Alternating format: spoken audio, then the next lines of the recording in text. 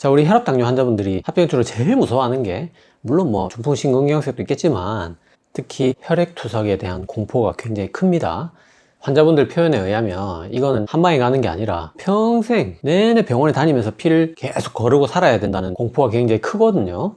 자, 그래서 오늘은 이미 콩팥 기능이 상당히 떨어져 있는 분들, 그리고 콩팥 정상이지만 혈압당뇨가 있는 분들, 뿐만 아니라 아예 그냥 완전히 정상인 분들도 내가 살면서 평생 혈액투석 안 하고 지낼 수 있는 방법, 즉 내 콩팥을 보호할 수 있는 그 방법에 대해서 오늘 아주 자세히 설명드리도록 할게요. 네, 안녕하세요. 운동안내과 시작입니다. 자, 내 콩팥을 지킨다, 이게 어떤 개념일까요? 자, 손상된 콩팥을 몸에 좋은 거 먹고 싹 놔둔다, 이런 뜻이면 참 좋겠지만 콩팥은 그렇지가 않습니다. 자, 우리가 누구나 어떤 건강한 사람도 콩팥 기능이 매년 조금씩 감소합니다. 이거는 무슨 불로초가 있지 않는 이상 이게 이렇게 떨어지다가 반등하지는 않는다는 거죠. 그런데 우리 콩팥이 기존에 조금이라도 안 좋은 분들, 만성 콩팥병 환자분들은 이 신장 기능 떨어지는 속도가 어마어마하다는 거죠. 그 일반인이 매년 0.5에서 1 정도 떨어지는 데 반해서 콩팥병을 가지고 있으면 4에서 5까지 떨어진다는 겁니다. 1년마다. 근데 이게 지금 여러 가지 오늘 설명드릴 방법을 쓰면은, 그리고 과거에 비해서 현대에 이르러서는 여러 가지 예방 기법들이 좋아지면서 이 신기능 하락 속도를 1.3까지 낮출 수 있다는 거죠. 그러니까 거의 뭐 일반인 한 2배 수준까지는 따라왔다는 거죠. 그러니까 소위 말해서 이렇게 역노화가 되는 게 아니고 가속 노화될 거를 이렇게 요즘에 유행하는 그 저속 노화로 만든다는 겁니다. 그래서 노화를 부정하는 게 아니라 인정하고 최대한 늦춘다는 개념이라는 걸 아시고 오늘 제가 설명드린 여러 가지 방법들을 익히시기 바랍니다. 자, 근데 문제는 뭐냐면, 자, 여기 있는 분들, 지금 뭐 정상이나 마찬가지인 분들이 콩팥 지키는 방법하고 여기 있는 분들, 거의 뭐 이제 요 선이 이제 혈액투석이거든요. 혈액투석 언저리 있는 분들, 이분들이 콩팥을 지키는 방법이 전혀 달라요. 자, 우리가 만성 콩팥병도 단계가 5개가 있습니다. 그 중에서 콩팥이 완전히 건강하거나 약간만 손상된 분들, 즉 1, 2단계 분들이 할 수 있는 콩팥 예방법이 오늘 설명드릴 내용이고요. 4, 5단계 콩팥병이 상당히 진행한 분들, 이분들은 오늘 제가 설명드릴 그런 방법이 오히려 해로울 수도 있습니다. 전혀 다르다는 거죠, 치료법이. 그래서 요 4, 5단계 부분에 대해서는 제가 따로 또 영상 한 편으로 설명을 자세히 드릴 거예요. 근데 사실 이제 이 영상 보시는 분들은 3단계 분들이 아마 제일 많으실 것 같고, 요 분들이 좀 끼어 있는 분들이기 때문에 이분들은 내 콩팥을 진료해주는 주치의에게 오늘 배우는 콩팥 예방법들을 적용할 수 있는 건지 먼저 상의를 하시고 오늘 방법들을 실천하셔야 되고요. 4단계 정도 되면 대부분은 아마 다음 시간 방법을 가지고 실천을 좀 하셔야 될 것 같습니다. 자, 그래서 오늘은 1, 2, 3단계 정도에 해당하는 분들이 보는 영상이라는 점 꼭 아셔야 되고요. 자, 그래서 지난 신부전 초기 증상 시간에 제가 설명드렸듯이 콩팥 보호하는 방법은 콩팥이 왜 상하는지를 알면 그만 거꾸로 하면 되는 거거든요.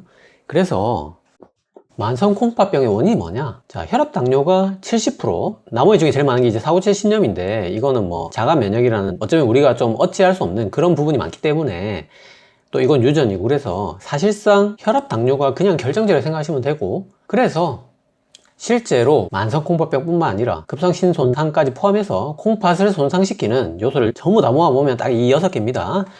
그래서 거의 이 6가지가 90% 이상이고, 뭐 여기에 술, 담배 정도 더하면 거의 뭐 내가 어찌할 수 있는 거 다라고 생각하시면 됩니다. 자, 그래서 여기서 고혈압 당뇨는 아주 서서히 우리 콩팥을 무너뜨립니다. 이렇게 될 걸 혈압 당뇨가 아무리 조절 잘 되더라도 이렇게 더 빨리 떨어진다는 거죠. 근데 이 4가지는 장기적으로 떨어뜨리지만 뚝뚝 떨어질 수가 있다는 거죠. 그러니까 툭툭툭툭 이렇게 확확 떨어질 수가 있다는 거죠. 그래서 탈수나 감염이나 뭐 진통제 많이 먹거나 이런 걸 중간중간에 해주면 50대에도 투석받는 상황이 될 수 있다는 겁니다. 자, 그래서 이거를 그냥 그대로 돌리면 이렇게 콩팥 예방할 수 있는 6가지 또 방법이 되겠습니다. 그래서 첫 번째, 충분한 수분 섭취부터 이제 하나씩 볼게요. 자, 우리가 콩팥에 수분을 보충해 주는 거는 화분에 물을 주는 거랑 똑같습니다. 그래서 화분이 안 말라 죽도록 물을 줘야 되는 거지, 물을 뭐 드립다 부으면은 화분이 뿌리가 썩잖아요. 그래서 핵심은 수분을 과잉 보충하는 게 아니라 탈수를 방지하는 거예요. 그래서 막 하루에 2리터 뭐 이렇게 어떤 양을 지정해 놓고 마시기보다는 특히 내가 운동할 때나 뭐 갈증 날 때나 그럴 때 수분을 충분히 공급해 주는 게 좋고, 그리고 카페인이나 술이 또 이뇨작용을 일으키기 때문에 특히 커피 마신 경우에는 소변이 더 많이 나오는 그 양만큼 수분을 또 보충해 주는 게 좋습니다. 그 애초에 커피 마시고 이뇨작용이 너무 심한 분들은 양을 제한하는 게 좋고, 술은 뭐 당연히 뭐 이거하고 상관없이 무조건 끊으셔야 되고요. 그다음에 우리가 생각보다 굉장히 과도하게 탈수될 수 있는 상황이 이제 구토설사가 있어요. 이럴 때는 경구로 보충하는 건 당연히 중요하지만 사실 아예 병원에 가서 수액을 맞는 게 뭐 장염뿐만 아니라 내 콩팥을 보호하는 측면에서도 중요합니다. 자, 하지만 이 수분 보충도 5단계 정도가 되면 이때는 진짜 몸이 너무 많이 부어있기 때문에 적절량을 또 지켜야 됩니다. 그 다음 시간에 또 자세히 설명드리고요. 자, 두 번째, 고혈압. 자, 고혈압 예방 방법, 뭐 여러분들 이미 다 잘 알고 계신 그대로입니다. 식단, 운동, 체중 감량. 자, 여기서 고혈압에 관련된 식단이 두 가지가 있어요. 그게 하나는 저염식이고 하나는 대시 식단인데, 저염식 먼저 보시면, 자, 우리가 단짠이 건강에 굉장히 안 좋다는 말 많이 하는데, 이 소금과 설탕 중에 어떤 것이 더 위험할까요? 뭐 최근에 여러 유튜브 댓글 보면 소금은 주범이 아닙니다, 뭐 설탕이 주범입니다, 이런 댓글이 워낙 많아서 제가 오늘도 벌써부터 댓글이 정말 걱정되긴 하는데, 자, 소금이 혈압을 올리고 설탕은 당뇨를 대부분 유발하게 되는데, 심지어 콩팥에는 당뇨가 훨씬 더 많이 기여를 하고, 게다가 설탕은 혈압도 올리기 때문에 이것만 보면 뭐 당연히 설탕이 훨씬 더 위험해 보이잖아요. 자, 그런데 수명에도 제일 위험한 게 소금, 질병에도 제일 위험한 게 소금이에요. 심지어 당뇨도 설탕이 제일 위험한 게 아니라 통곡물, 즉 잡곡밥을 안 먹고 흰밥을 먹는 게 당뇨 부분에서는 1등입니다. 자, 그래서 콩팥이 아니고 뭐 그냥 전 질병 통틀어도 소금이 설탕보다 훨씬 위험하다는 거죠. 자, 심지어 소금은 콩팥병 부분에서 고혈압도 유발하고, 고혈압이 없는 사람의 콩팥병도 별도로 독립적으로 고혈압과 상관없이 또 유발하고 악화시키고, 또 이거 두 개하고 또 상관없이 단백뇨도 유발하고 악화시켜요. 그래서 이 세 가지 병이 서로 또 원인 결과인데, 소금은 이걸 영향 미쳐서 얘가 다시 또 영향을 미치고, 이런 복잡한 부분에 모두 영향을 미친다는 거죠. 그래서 콩팥은 그냥 소금이라고 생각하시면 됩니다.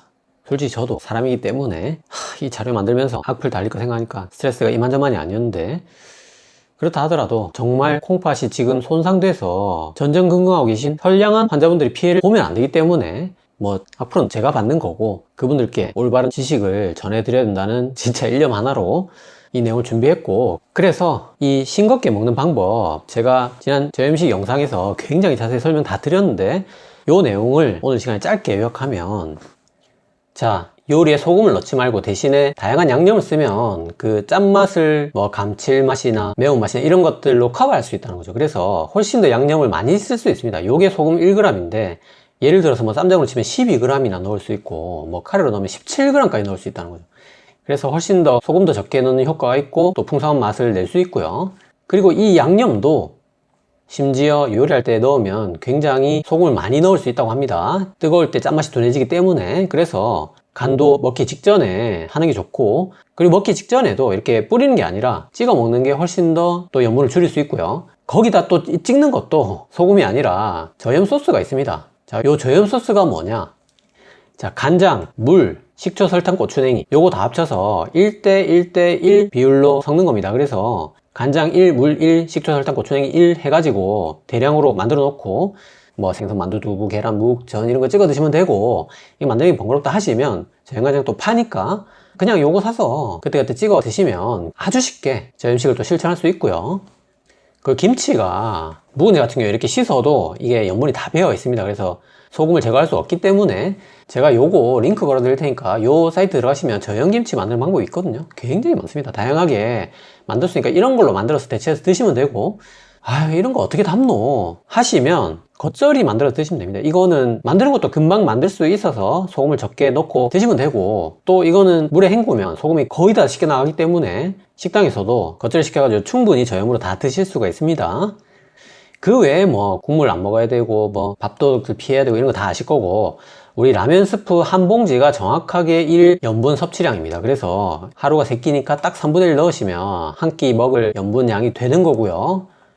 또 외식은 어떻게 하느냐? 외식은 외식 자체를 일단 피하시고, 부대에 갔다 그러면 이모 불러서 싱겁게 요청하시면 됩니다. 그리고 제가 이것도 링크 걸어 드릴 테니까 외식 장소도 이제 정부에 지정한 나트륨 줄이기 실천 음식점으로 골라서 방문해서 드시면 충분히 외식도 저염으로 다 할 수 있습니다. 자, 그런데 유독 이 저염식만 특히 인터넷상에 굉장히 반대가 심각한 걸 알 수가 있어요. 자, 그 얘기를 오늘 이 시간에 또 뭐 다루게 되면 괜히 선량하게 보시는 분들도 피로감만 가중되기 때문에 길게는 안 할 건데, 자, 그분들이 주장하시는 거에 굉장히 중요한 포인트가 하나 있습니다. 우리 저염식을 하다가 굉장히 건강이 상한, 소위 말해서 저염식 부작용을 겪은 분들이 많이 계신다는 거죠. 자, 이분들은 너무나 당연하게도 저염식에 대해서 반대를 할 수밖에 없습니다. 너무나 명확한 경험이 있기 때문에 이거를 부정할 수가 없고 널리 알리고 싶은 마음은 당연하다고 생각하거든요. 자, 그런데 이 부분에서 제가 설명드리고 싶은 게 뭐냐면, 자, 우리가 저염식을, 자, 이게 올바르게 실천하기가 쉽지 않다는 거죠. 무슨 말이냐면, 우리가 음식이 염분, 수분, 칼로리 이렇게 세 가지로 구성되어 있잖아요. 자, 이렇게 했을 때 건강한 저염식은 정확하게 여기서 딱 이 염분만 줄이고 수분하고 열량은 온전하게 섭취를 하셔야 됩니다. 자, 그런데 아무리 저염식을 올바르게 실천하려고 하더라도 이것만 줄이기는 쉽지 않다는 거죠. 자, 대부분 저염식 하다 보면 이것들이 줄게 되는데, 자, 우리 저염식 부작용을 저나트륨 혈증을 예로 들면 희한하게 그게 이 염분만 줄여가지고는 거의 정말 99%라고 할 정도로 대부분 오진 않습니다. 이걸 줄이려다가 이 수분이나 열량이 같이 제한되어야 저나트륨 혈증이 온다는 거죠. 신기하기도. 자, 무슨 말이냐면 식품 1kg에 뭐 예를 들어서 뭐 소금 1g 있는 거를 먹는 게 건강한 저염식이라고 한다면, 이렇게 농도가 희석된 이거를 먹어야 우리 피 속에 나트륨 수치가 떨어질 것 같지만 그게 아니라 오히려 예를 들어서 소금을 줄이려다 보니까 이제 500g만 먹는 거죠. 500g에 소금 1g. 그러니까 농도 자체는 괜찮지만 수분이나 열량이 줄어드는 거죠. 이렇게 먹었을 때 오히려 피 속에 나트륨 수치가 더 줄어든다는 겁니다. 자, 그게 요런 복잡한 기전이 있습니다. 자, 그냥 소금만 줄여가지고는 저나트륨 혈증이 안 오는데, 희한하게 그게 탈수랑 동반되면 요런 기전을 통해서 저나트륨 혈증이 훨씬 더 잘 오고, 소금 줄이려다가 칼로리까지 줄여버리면 또 요런 기전을 통해서 저나트륨 혈증이 훨씬 더 잘 온다는 거죠. 자, 이거는 기전상으로도 명확히 밝혀져 있고, 심지어 저나트륨 혈증 환자가 결국 응급실로 오면은 저 같은 내과 의사 봐야 됩니다. 그래서 진짜 보장할 수 있습니다. 제가 건강한 저염식으로 저나트륨 혈증까지 온 사람 본 적이 없습니다.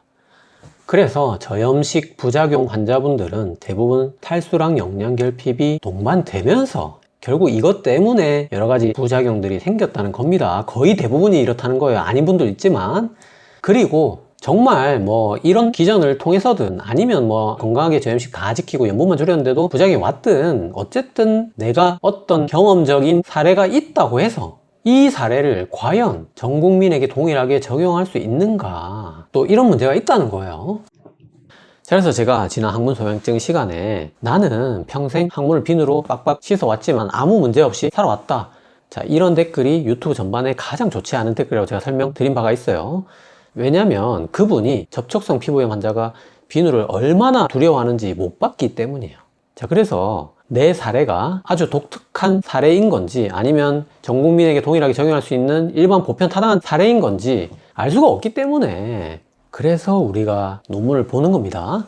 그래서 저염식으로 여러 가지 뭐 저나트륨 혈증 포함해서 부작용 겪은 분들이 있더라도 그분이 과연 건강하게 저염식을 했는가, 첫 번째 의문이 있고, 두 번째는 이 사례를 전 국민에게 보편 타당하게 적용할 수 있는가, 이런 문제가 있다는 거예요. 자, 물론 하지만 그럼에도 불구하고 건강하게 심지어 저염식을 했다 하더라도 진짜 저염식 부작용 사례가 일어나지 않는지, 특히 만성콩팥병 환자분들은 더더욱 이 저염식을 할 때 혈압이나 콩팥 수치나 나트륨 수치를 계속 주기적으로 체크를 하셔야 됩니다.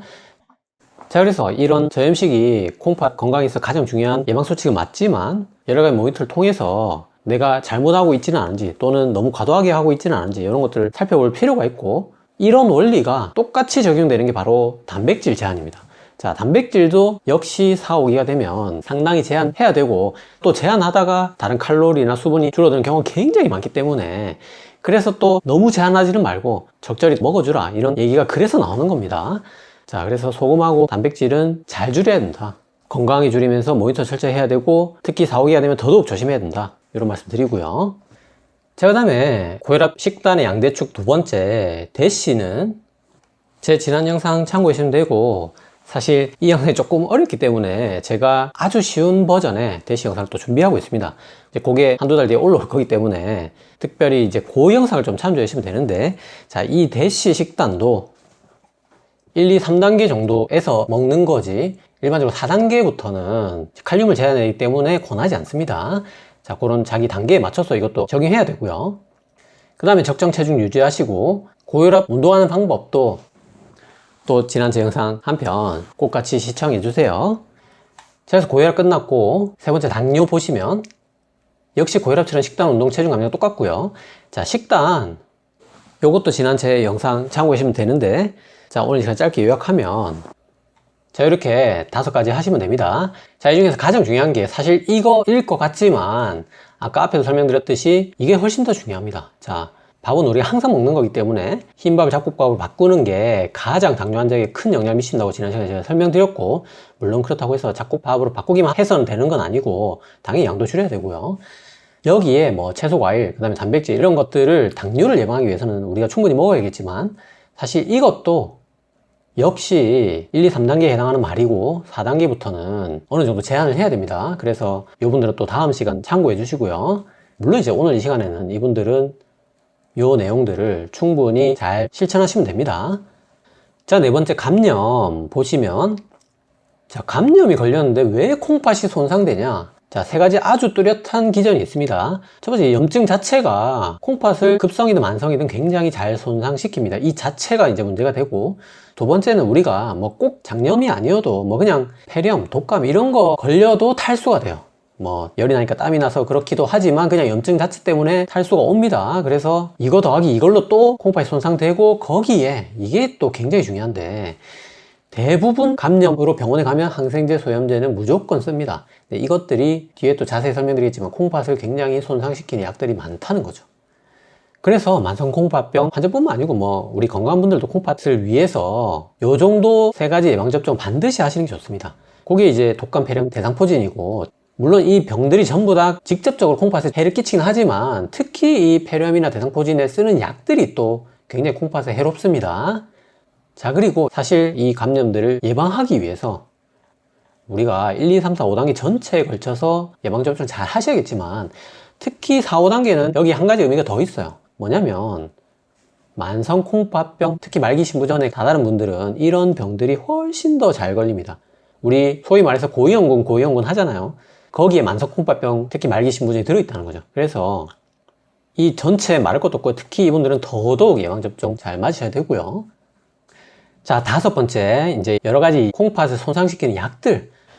자, 우리가 진짜 막 식단 관리하고 운동해서 철저히 혈압, 당뇨 관리했는데 진짜 약 한번 잘못 먹어가지고 콩팥 상하면 얼마나 억울하고 속상하겠어요. 자, 그래서 오늘 이 시간에 이 콩팥 독성을 일으키는 약들, 오늘의 일종의 메인 주제라고 할 수 있습니다. 자, 그 약이 제일 대표적인 거, 뭐 누구나 1번으로 꼽는 거, 그게 바로 비스테로이드 항염증제, 즉 진통제입니다. 그래서 우리가 뭐 열날 때, 뭐 관절이 아플 때 먹는 소염 진통제가 거의 90%는 이 비스테로이드 항염증제입니다. 그래서 이게 뭐 사실 셀 수 없이 많긴 한데 대표적으로 뭐 이부프로펜, 나프록센, 덱시부프로펜 이런 게 있고, 이 애들은 지금 약국에서 다들 살 수 있는 애들이라서 소위 말해서 우리가 남용할 가능성이 있다는 거죠. 일반 의약품이기 때문에. 그래서 물론 이 약들이 나쁘다는 얘기가 아닙니다.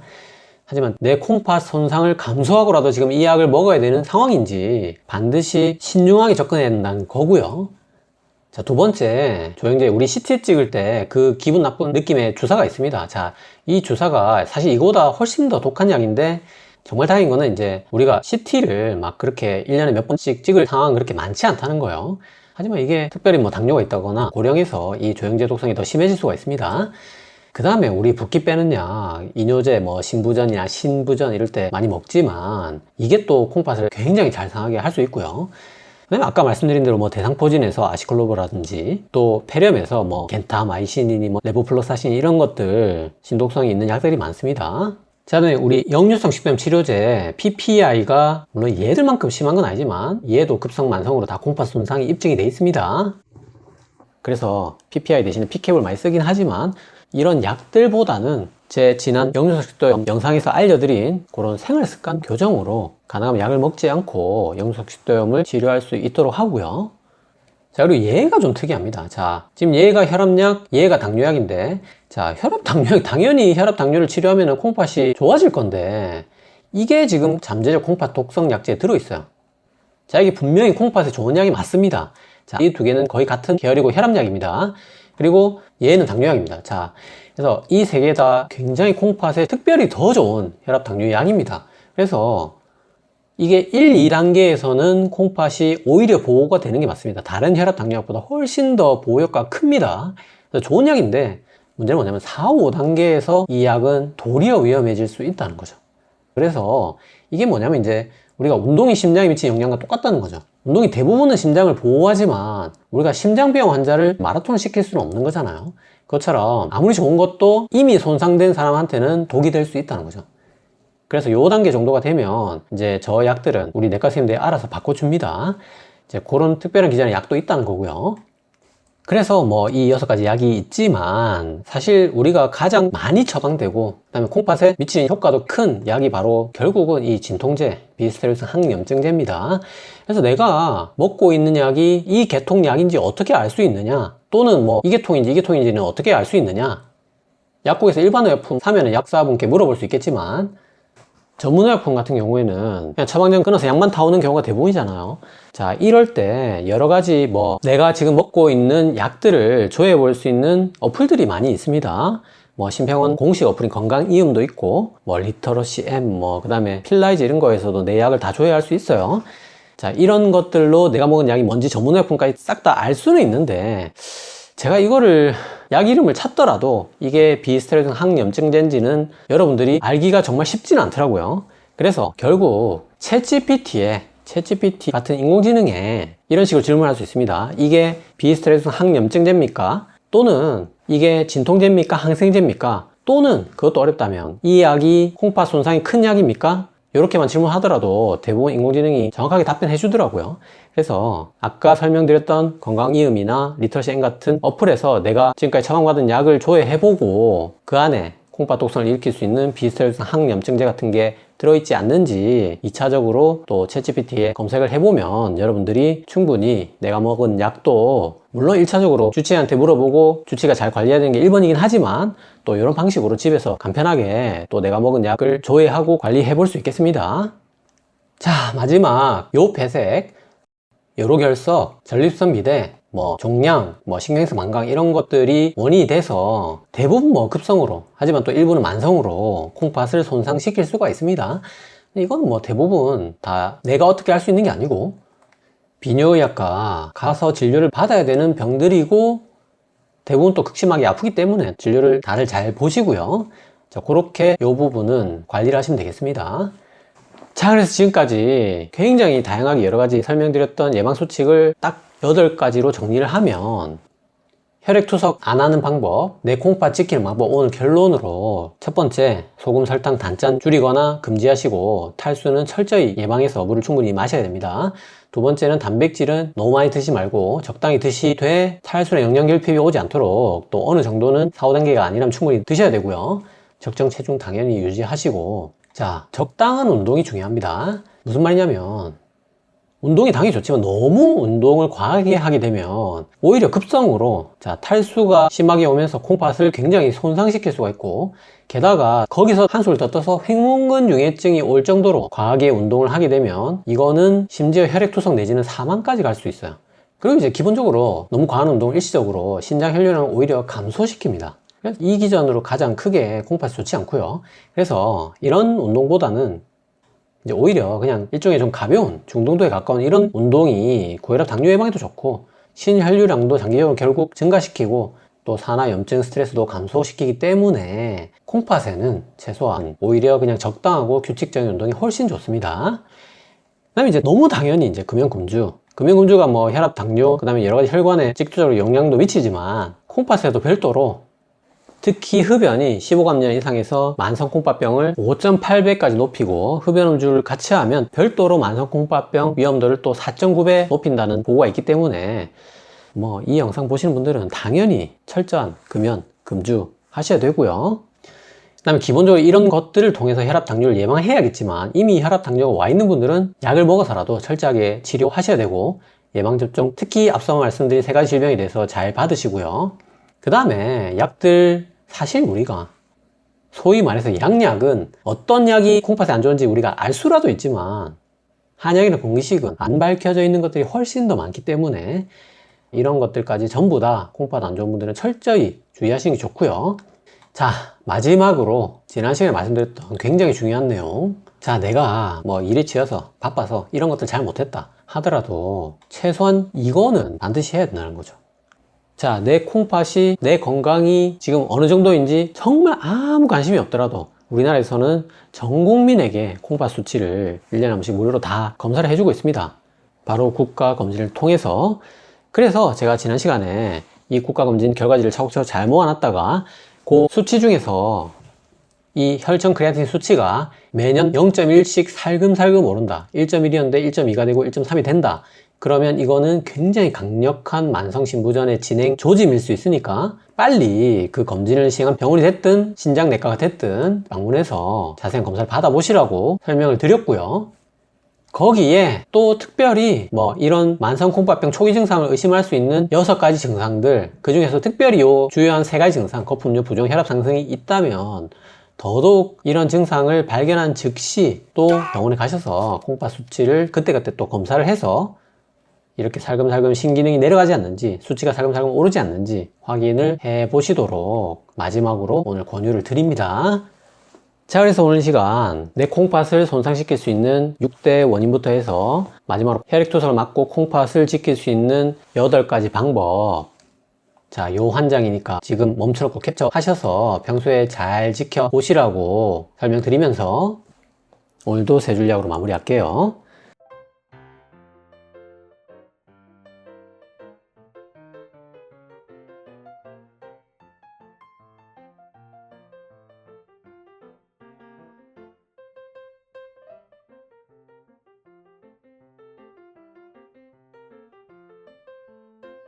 자, 오늘 영상 도움이 되셨나요? 도움이 되셨다면 구독은 여기, 관련 영상은 여기 봐주세요.